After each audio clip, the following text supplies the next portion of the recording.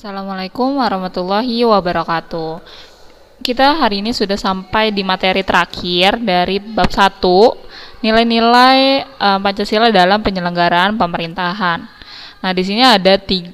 Yang pertama, sistem nilai dalam Pancasila, implementasi Pancasila, dan yang terakhir ada nilai-nilai Pancasila dalam penyelenggaraan pemerintahan negara.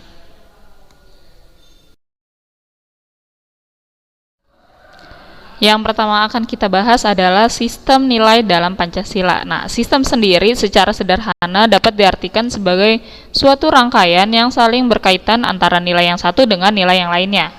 Nah, jika kita berbicara tentang sistem nilai, berarti ada beberapa nilai yang menjadi satu dan bersama menuju pada suatu tujuan tertentu. Sistem nilai adalah konsep atau gagasan yang menyeluruh mengenai sesuatu yang hidup dalam pikiran seseorang atau sebagian besar anggota masyarakat tentang apa yang dipandang baik. Nah, Pancasila sebagai nilai mengandung serangkaian nilai yaitu ketuhanan, kemanusiaan, persatuan, keadilan. Nah, kelima nilai ini merupakan satu kesatuan yang utuh, tidak terpisahkan, mengacu pada tujuan yang satu. Pancasila sebagai suatu sistem nilai termasuk ke dalam nilai moral atau nilai kebaikan dan merupakan nilai-nilai dasar yang bersifat abstrak. Selanjutnya kita akan ngebahas tentang implementasi Pancasila. Nah, Pancasila yang termuat dalam pembukaan Undang-Undang Dasar 1945 ini merupakan landasan bangsa Indonesia yang mengandung 3 tata nilai utama. Yang pertama itu di sini ada dimensi spiritual. Dimensi spiritual ini mengandung makna bahwa Pancasila mengandung nilai-nilai keimanan dan ketakwaan kepada Tuhan Yang Maha Esa sebagai landasan keseluruhan nilai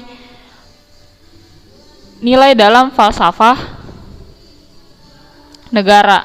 Nah, hal ini termasuk pengakuan bahwa atas kemahakuasaan dan curahan rahmat dari Tuhan Yang Maha Esa, perjuangan bangsa Indonesia merebut kemerdekaan terwujud. Nah, selanjutnya ada juga dimensi kultural, mengandung makna bahwa Pancasila merupakan landasan falsafah negara, pandangan hidup bernegara, dan sebagai dasar negara. Selanjutnya ada dimensi institusional. Nah, mengandung makna bahwa Pancasila yang sebagai landasan utama untuk mencapai cita-cita, tujuan bernegara, dan dalam penyelenggaraan pemerintahan. Aktualisasi nilai spiritual dalam pemerintahan atau dalam Pancasila tergambar dalam sila ketuhanan Yang Maha Esa atau sila pertama. Hal ini berarti bahwa dalam praktik penyelenggaraan pemerintahan tidak boleh meninggalkan prinsip keimanan dan ketakwaan terhadap Tuhan Yang Maha Esa. Nilai ini menunjukkan adanya pengakuan bahwa manusia, terutama penyelenggara negara, memiliki keterpautan hubungan dengan Sang Penciptanya. Artinya, di dalam menjalankan tugas sebagai penyelenggara negara tidak hanya dituntut patuh terhadap peraturan yang berkaitan dengan tugasnya, tetapi juga harus dilandasi oleh satu pertanggungjawaban kelak kepada Tuhan di dalam pelaksanaan tugasnya.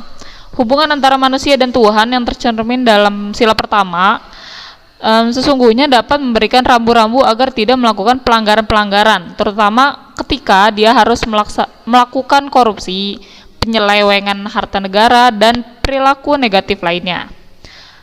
Nilai spiritual ini yang tidak ada dalam doktrin good governance yang selama ini menjadi panduan dalam praktik penyelenggaraan pemerintahan di Indonesia masa kini. Nah, nilai spiritual dalam Pancasila ini juga sekaligus menjadi nilai lokalitas bagi bangsa Indonesia yang seharusnya dapat teraktualisasi dalam tata kelola pemerintahan. Selanjutnya, sila kemanusiaan yang adil dan beradab, sila persatuan Indonesia, dan sila kerakyatan yang dipimpin oleh hikmat kebijaksanaan dalam permusyawaratan perwakilan merupakan gambaran bagaimana dimensi kultural dan institusional ini harus dijalankan. Dimensi tersebut mengandung nilai pengakuan terhadap sisi kemanusiaan dan keadilan atau fairness yang non-diskriminatif.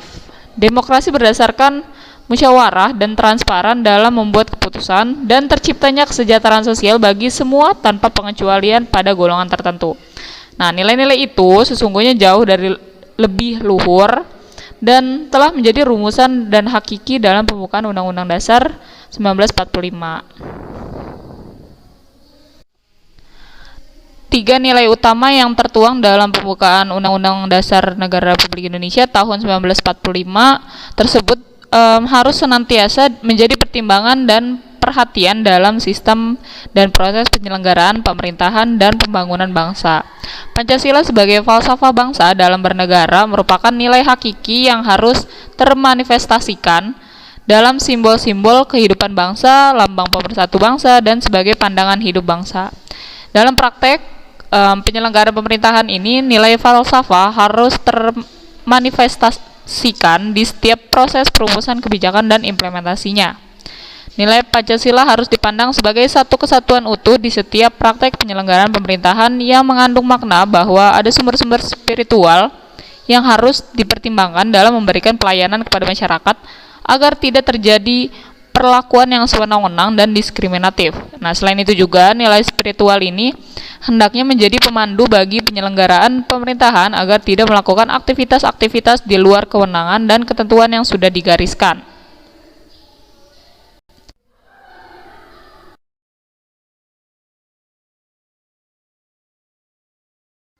Selanjutnya yang akan dibahas adalah nilai-nilai Pancasila dalam penyelenggaraan pemerintahan negara. Pengkajian Pancasila secara filosofis dimaksudkan untuk mencapai hakikat atau makna terdalam dari Pancasila.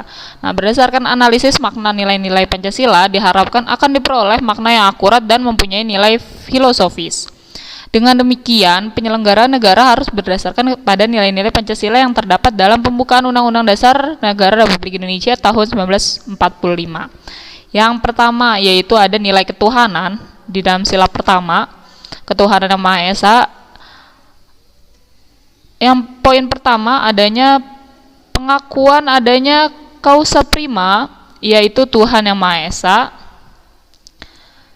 Dan yang kedua yaitu ada ateisme dilarang hidup dan berkembang di Indonesia. Ada beberapa poin lainnya seperti tidak memaksa warga negara untuk beragama, tetapi diwajibkan memeluk agama sesuai hukum yang berlaku, karena hukum kita di Indonesia ini harus memeluk agama sesuai dengan kepercayaan yang dianutnya gitu. Dan agama di Indonesia ada 6.